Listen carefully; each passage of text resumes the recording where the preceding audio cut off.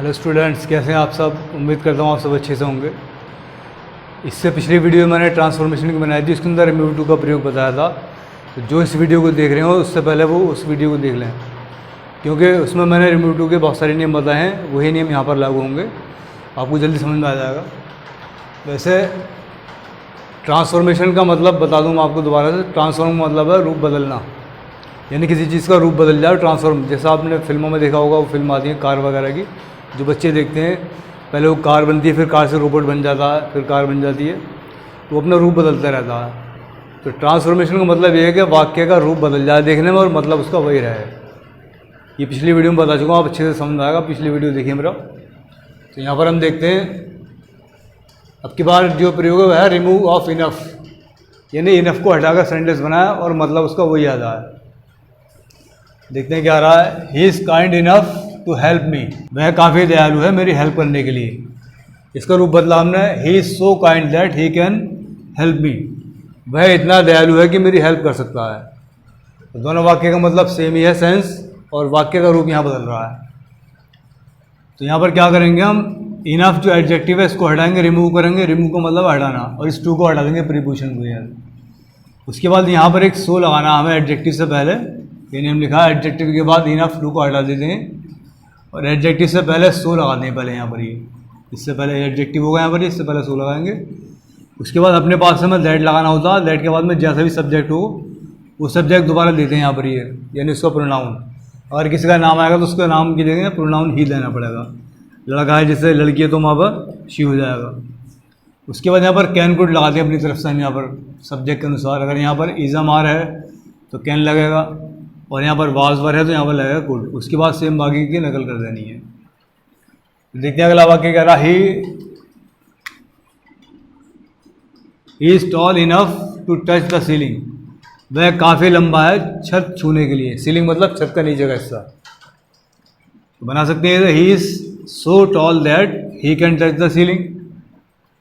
अगला है, Ramu is rich enough to purchase a car, रामू काफ़ी रिच है, काफ़ी मालदार है, काहे के लिए, कार खरीदने के लिए। तो वाक्य का रूप कैसे बदलेगा, Ramu is rich, Ramu is so rich that he can purchase a car, वह इतना मालदार है कि कार खरीद सकता है। अच्छा जी, अगला, the lesson is easy enough for me to learn, ये नियम मैं बता चुका हूँ पिछले में। जो आपने रिमूव टू का नियम था वो यहाँ लगाएंगे। तो यहाँ पर अगर फॉर मी या फॉर कुछ यहाँ पर होता है, इसको हम पूरे को हटाते हैं ऐसे सभी। उसी टाइप का सब्जेक्ट यहाँ देना पड़ता है हमें दैट के बाद। तो बनेगा the lesson is so easy that I can learn. यहाँ पर जो हटेगा ये सब हटेगा पूरा, ये इनफ तो हटेगा यहाँ पर, ये वाला टू हटेगा, और ये सब भी हटेगा यहाँ से, ये सब कट कर देंगे। उसके बाद यहाँ पर जैसा भी फोर के बाद यहाँ पर ऑब्जेक्ट होता है, उसी ऑब्जेक्ट का सब्जेक्ट हमें देना पड़ता है दैट के बाद में। अगला है, Ajay was strong enough to defeat you, Ajay काफ़ी स्ट्रॉन्ग, काफ़ी ताकतवर है आपको हराने के लिए। You are honest enough to work in this office, आप काफ़ी ईमानदार हैं इस ऑफिस में काम करने के लिए। अगला है, the work was easy enough for him to do, काम जो था काफ़ी ईजी था उसके लिए, उसके करने के लिए। तो फॉर हिम यहाँ से हटेगा, इसकी जगह ही लग जाएगा यहाँ पर। ये Radha is gentle enough for them to believe, तो राधा जो है बहुत ही सीधी सादी है, काफ़ी सीधी सादी है उनके लिए कि विश्वास कर सकें, विश्वास करने के लिए। The stick is soft enough for her to break, stick जो थी छड़ी वो काफ़ी सॉफ्ट थी तो उसको तोड़ सकती है। अगला है, the scooty is cheap enough, cheap का मतलब है सस्ता, काफ़ी सस्ती है खरीदने के लिए अब की बार दिवाली पर। The chair is light enough to lift, light का मतलब हल्का, चेयर काफ़ी हल्का है उठाने के लिए। अगले देखते हैं क्या आ रहा है, it is good enough to become happy, जब इट यहाँ पर सब्जेक्ट होता है तो हम दैट के बाद में वन या वी लगाते हैं। इसका बनेगा, it is so good that one can become happy, या वी कैन बिकम हैप्पी भी लगा सकते हैं। अगला, it is easy enough to solve this sum, ये काफ़ी आसान है सम को हल करना। It is thin enough to bend this tin, thin का मतलब है पतला, ये काफ़ी पतला टिन है, टिन जिसे बोलते हैं, इसको हम बेंड कर सकते हैं। It is big enough to live in this house, यानी घर काफ़ी बड़ा है इसमें रहने के लिए। Mother is happy enough to give me 100,000 rupees, mother जो काफ़ी खुश है मुझे 1000 देने के लिए, यानी इतनी खुशी है कि मुझे 1000 दे सकती हैं। तो यहाँ पर आप इसको बना के देखिए वीडियो पॉज करके, और इसके आंसर शीट आपको बाद में मिल जाएगी लास्ट में वीडियो के। चलिए अब देखते हैं अगला नियम क्या आ रहा है इसमें। एक नियम आ रहा है यहाँ पर, ये वाक्य को एसर्टिव से इंट्रोगेटिव बनाना। एसर्टिव वाक्य पॉजिटिव और नेगेटिव दोनों तरह के होते हैं। एसर्टिव वाक्य वो होता है जिसके अंदर सब्जेक्ट शुरू में आता हो। सब में सब्जेक्ट आ रहा है, सारे वाक्य एसर्टिव हैं सभी। और इंट्रोगेटिव वाक्य में क्या होता है, सहायक क्रिया पीछे आ जाती है। जब क्या वाले क्वेश्चन वाले हम बनाते हैं सेंटेंस, जैसे क्या वह स्कूल जाता है, क्या आपके पास 100 रुपये है, क्या मैं पतंग उड़ाता हूँ, उसमें सहायक क्रिया पीछे आ जाती है सब्जेक्ट के पीछे। जैसे रितु इज़ ए स्टूडेंट, तो यहाँ पर एक इंट्रोगेटिव करने के लिए हम सहायक क्रिया को पीछे लाएंगे, सब्जेक्ट को आगे लाएंगे, इनको अदला बदली कर देते हैं। फिर ही वास का कर देंगे वाज ही, तो वाक्य हमारा जो है इंट्रोगेटिव बन जाता है। तो वाक्य को इंट्रोगेटिव बने, लेकिन उसका सेंस वही रहना चाहिए, क्योंकि हम यहाँ पर जो काम कर रहे हैं वो सीख रहे हैं ट्रांसफॉर्मेशन में। तो ट्रांसफॉर्मेशन का मतलब क्या होता है, वाक्य का रूप बदल जाए ग्रामेटिकल, उसका अर्थ वही रहना चाहिए, सेंस वही रहना चाहिए। तो हम देखते हैं यहाँ पर ये सेंटेंस का मतलब क्या है। Ritu is a student, Ritu जो है कि स्टूडेंट है, ये हम जानते हैं। जो लड़की है रितु वो स्टूडेंट है। अब सवाल पूछते हैं इसका, इंट्रोगेटिव बनाएंगे, is Ritu not a student, क्या रितु स्टूडेंट नहीं है?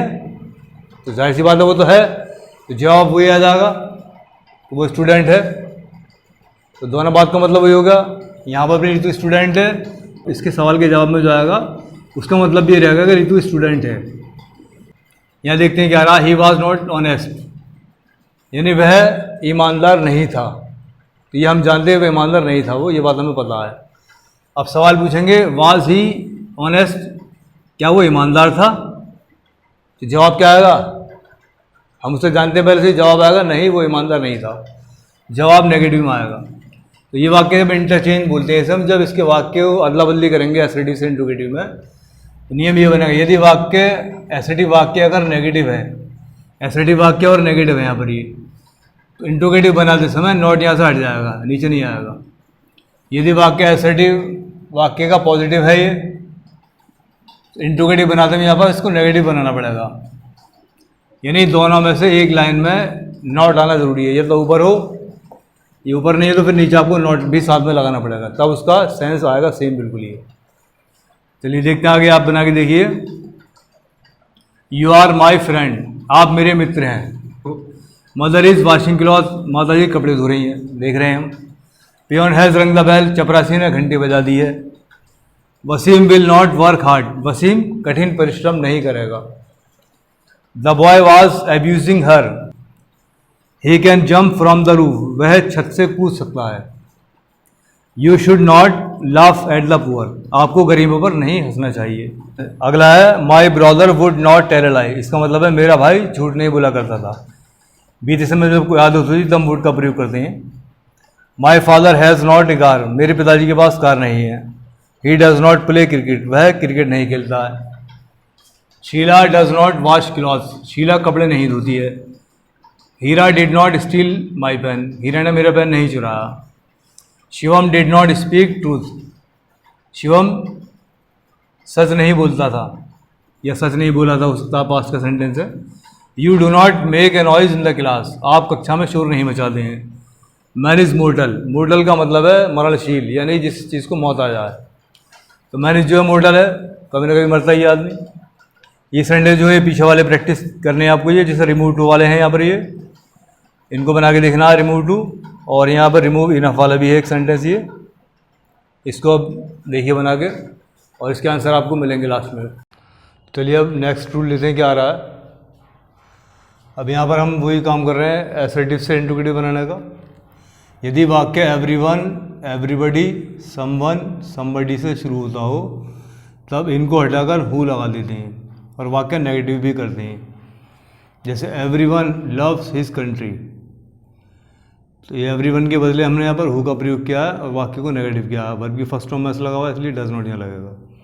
तो who does not love his country, sense दोनों का एक सा कैसा बनेगा ये, इसका मतलब हम जानते हैं क्या, एवरीवन लव्स हिज कंट्री, हर कोई अपने देश से प्रेम करता है, ये हमें पता है।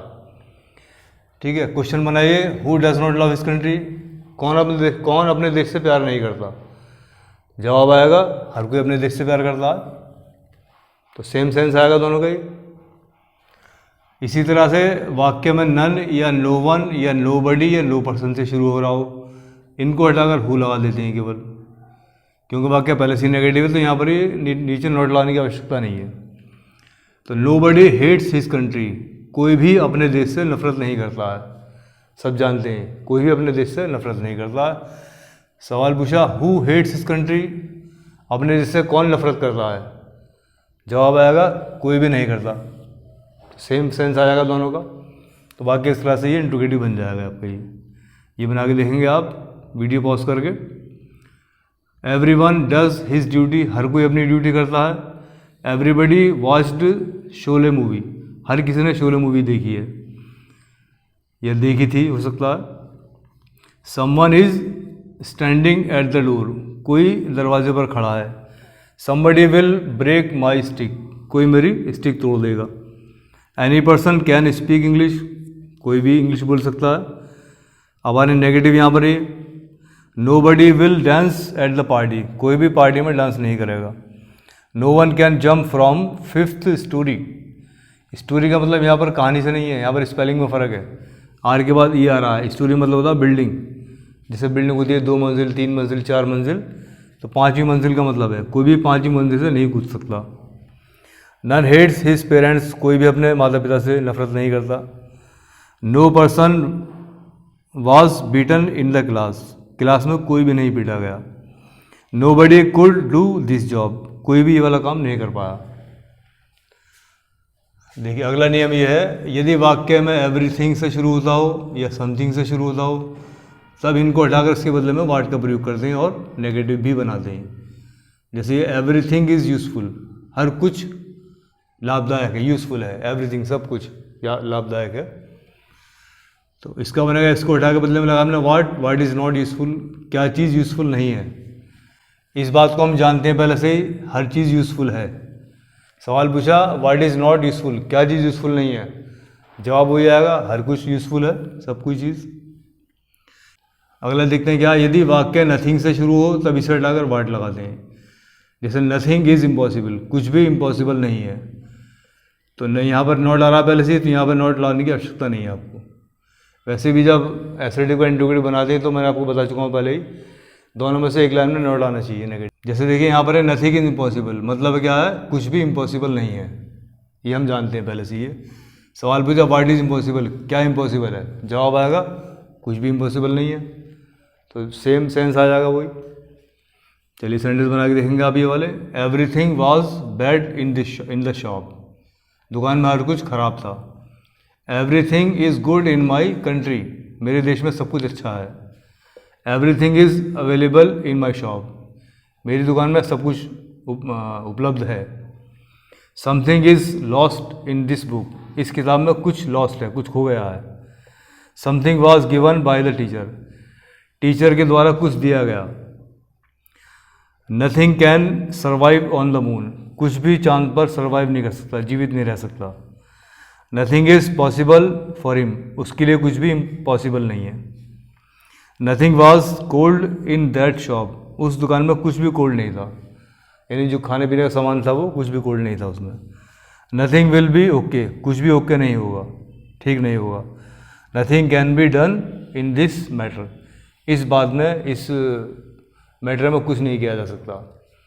तो इस बार वीडियो पॉज करके बना के देखिए और इसके आंसर आपको मिलेंगे फिर लास्ट में। तो चलिए अब आगे बढ़ते हैं, देखते हैं अगला नियम क्या आ रहा है। यदि वाक्य डोंट या इट इज़ फूलिशनेस या फिर इट इज़ एक्सट्रीमली फूलिश से शुरू होता हो, तो इसको हटाकर उसके बदले में वाई का प्रयोग करना है। तीनों का एक ही नियम है, इन तीनों में से कोई सा भी आएगा उसके बदले में केवल वाई का प्रयोग करना, बाकी सब नकल करना है। जैसे ये है don't waste your time like this, तो इसकी जगह क्या लगाना है, why waste your time like this. या it is foolishness to cry now, तो why to cry now. Okay, अगला नियम है, यदि वाक्य में इट डज नॉट मैटर से शुरू होता हो या it does not matter much से शुरू होता हो, तो इनको हटाकर बदले में व्हाट दो का प्रयोग करते हैं। इसका मतलब है क्या हुआ। जैसे ये है, it does not matter much the game be lost, तो इस सब को हटाकर यहाँ से पूरा यहाँ व्हाट दो लगाना है, व्हाट दो द गेम बी लॉस्ट। इस तरह आपका इसका इंट्रोगेटिव बनेगा ये, और क्वेश्चन मार्क लास्ट में लगाना है इसमें। अगले नहीं हमारा, यदि वाक्य में नेवर लगा हो तब दो प्रकार से वाक्य बना सकते हैं इंट्रोगेटिव। तो नेवर के बदले या तो एवर का प्रयोग करेंगे, जैसे ये he can never abuse anyone. तो इसके यहाँ पर क्या करेंगे, इंट्रोगेटिव करेंगे तो कैन और ही को चेंज करना पड़ेगा और नेवर की जगह एवर का प्रयोग करना है। या फिर हाउ से शुरू करेंगे, हाउ कैन ही, ये पूरा गायब कर देंगे, इसके बदले में यहाँ पर ही लगेगा how, how can he be, how can he abuse anyone, question mark लगाना है, इसका मतलब ये बनेगा।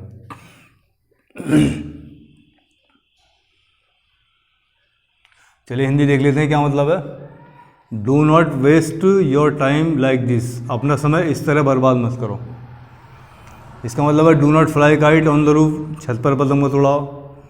It is foolishness to cry now, ये मूर्खता है अब रोना। It is extremely foolish to wish for a plane, extreme मतलब बहुत ही ज़्यादा मूर्खतापन है एक विश करना कि एक प्लेन खरीदने की। It is extremely foolish to go there at night, तो ये बहुत ही ज़्यादा मूर्खता है वहाँ पर रात में जाना। Don't laugh at the poor beggar, गरीब भिखारी पर मत हंसो। It does not matter much, ये कोई ज़्यादा बड़ी बात नहीं है। द गेम बी लॉस्ट, कि गेम हार जाए आदमी मान लो। It does not matter if she does not help me, ये कोई मैटर नहीं है, कोई बात नहीं है कि वो यदि मेरी वो हेल्प ना करें। It does not matter if we fail in the beginning, ये बात कोई मायने नहीं रखती यदि हम शुरुआत में फेल हो जाएं। It does not matter much the job is lost, ये कोई बात नहीं है कि अगर आपकी जॉब लॉस्ट हो जाए दोबारा फिर ट्राई करिए। अच्छा, ये जो सेंटेंस यहाँ पर आ रहे हैं, यहाँ पर इट इज़ नो का प्रयोग यहाँ पर हो रहा है। It is no use to go there now, ये किसी काम का नहीं है वहाँ पर जाना। तो इट इज़ नो को हटाकर यहाँ पर ये इसको इट को और नो को गायब करेंगे दोनों को, और बदले में लगाएंगे वाट शुरू में, what is.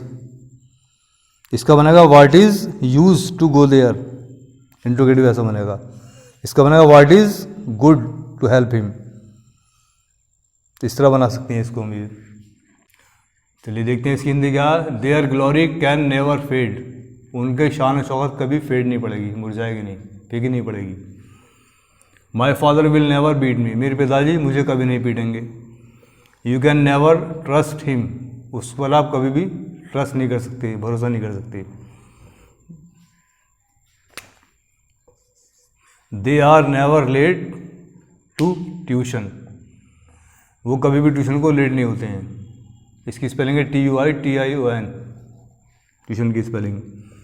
He never washes clothes, वह कभी भी कपड़े नहीं धोता। Suman never went to Delhi, Suman कभी भी दिल्ली नहीं गई। Salman can never tell a lie, Salman कभी भी झूठ नहीं बोल सकता। Sahil will never fail in the exams, Sahil कभी एग्ज़ाम में फेल नहीं होगा। ये पुराने वाले आपके प्रैक्टिस करने के लिए, जिससे पहले मैं आपको करवा चुका हूँ पहले ये। तो ये आपका जो टॉपिक था ये कंप्लीट हो चुका है यहाँ पर, ये एसर्टिव से इंट्रोगेटिव बनाने का। इसी तरह एग्जाम में उल्टा भी आ सकता है, इंट्रोगेटिव से एसर्टिव बनाने का। इसका रिवर्स कर देंगे तो आपका वैसे ही बन जाएगा। अगर आपने अभी तक मेरा चैनल सब्सक्राइब नहीं किया तो उसको सब्सक्राइब कर लें, ताकि अगली बार जो भी वीडियो आए आपके काम की वो आपको तुरंत उस आपको नोटिस आपको मिल जाएगा। तो आज की वीडियो में इतने ही, मिलते फिर अगले टॉपिक के साथ में।